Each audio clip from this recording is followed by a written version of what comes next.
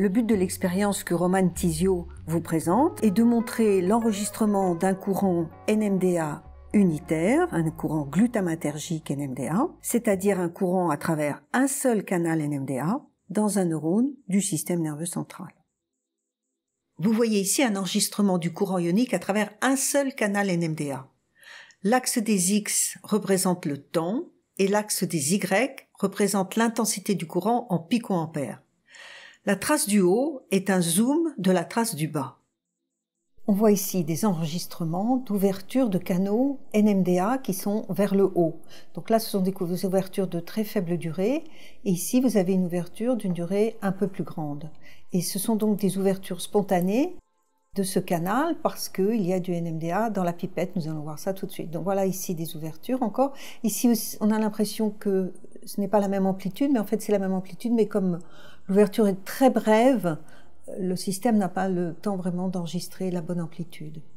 Et si on fait un petit peu défiler, voilà, on voit ces ouvertures qui sont quelquefois très rapprochées, quelquefois distantes dans le temps, et qui sont de durée variable, mais qui sont toujours des échelons de courant carrés, puisqu'il s'agit ici d'un canal unique qui s'ouvre de temps en temps. Et ici, on a une bouffée d'ouverture. Comment sont-ils enregistrés ? Romane enregistre ses courants NMDA unitaires en configuration cellule attachée et en mode voltage imposé. Dans cette configuration, on enregistre l'activité du canal ou des quelques canaux qui sont dans le petit morceau de membrane situé sous la pipette. Donc en configuration cellule attachée, je vous rappelle que le milieu intrapipette est le milieu extracellulaire puisqu'il va se retrouver à l'extérieur du canal enregistré, à l'extérieur de la membrane.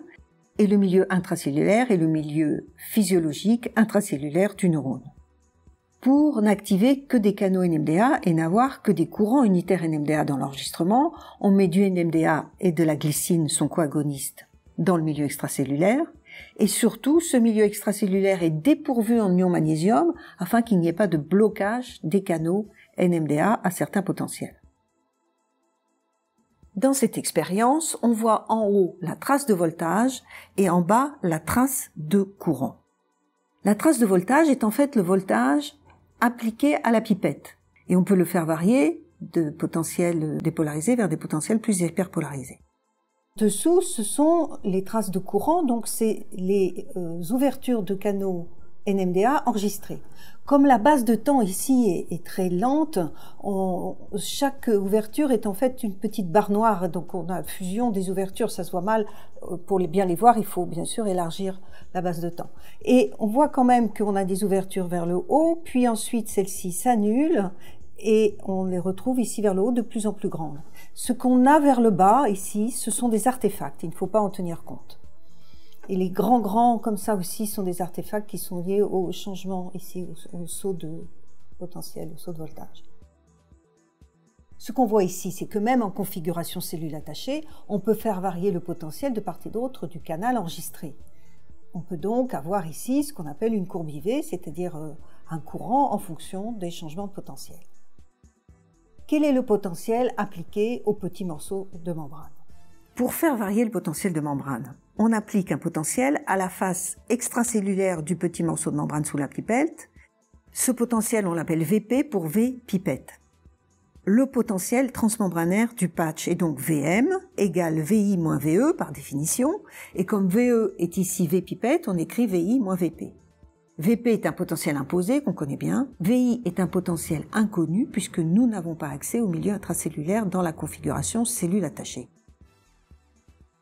Le fait de faire varier VP fait qu'on peut faire varier VM et on peut donc voir, comme on l'a vu précédemment et qu'on va le voir encore, changer ces échelons de courant en amplitude et même en direction. Quand VM est égal à E de cation, c'est-à-dire au potentiel d'inversion du cation, je vous rappelle que les canaux NMDA sont perméables au cation, et bien à ce moment-là, le courant NMDA unitaire est nul. Ici, dans cette expérience, INMDA s'annule lorsque VP est égal à moins 60 mV. On voit ici que suivant le potentiel VP, l'amplitude du courant change et on voit que de toute façon, les durées d'ouverture sont très variables, d'une ouverture à l'autre, ainsi que la fréquence des ouvertures. Et puis, on voit aussi ce courant s'annuler quand Vp égale moins 60 mV. Comme E de cation est vers 0 mV, on peut en déduire que Vi doit être aussi à moins 60 mV. Comme ça fait un Vm de 0 mV. E de cation est à 0 mV. C'est à peu près logique comme ça. On va voir un peu ces ouvertures à différents potentiels. Ici, Vp est égal à plus 80 mV, par exemple. Et bien, si on agrandit, on voit ces ouvertures vers le haut qui sont de grande amplitude et qui même apparaissent quelquefois par bouffées.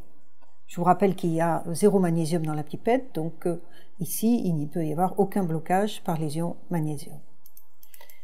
Si on regarde maintenant toutes ces ouvertures, on les voit, elles sont toujours d'amplitude constante et par contre la durée est variable. Maintenant, si vous voyez Vp change, eh bien l'amplitude va diminuer petit à petit au fur et à mesure que Vp va se rapprocher de 0. On voit ici toujours des ouvertures carrées mais d'amplitude plus faible, et puis on va arriver jusqu'à l'inversion.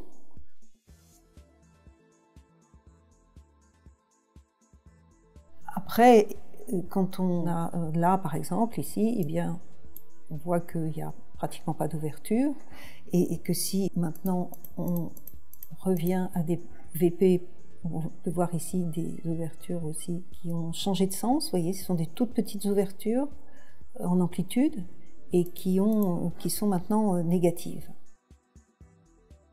Revenons maintenant à des potentiels des Vp qui sont de l'ordre de plus 20, et de nouveau les courants sont vers le haut et vous les voyez de durée variable, mais pour un Vp donné, l'amplitude est constante. Alors je ne vais pas vous expliquer ici le sens du courant, il est vers le haut ou vers le bas, mais je ne vais pas vous dire si ça correspond à un courant entrant ou sortant, parce que en configuration cellule attachée, c'est assez compliqué à comprendre parce que tout est inversé par rapport à ce que vous avez appris en configuration cellule entière. La configuration cellule attachée permet d'enregistrer des courants unitaires NMDA sans changer la composition du milieu intracellulaire.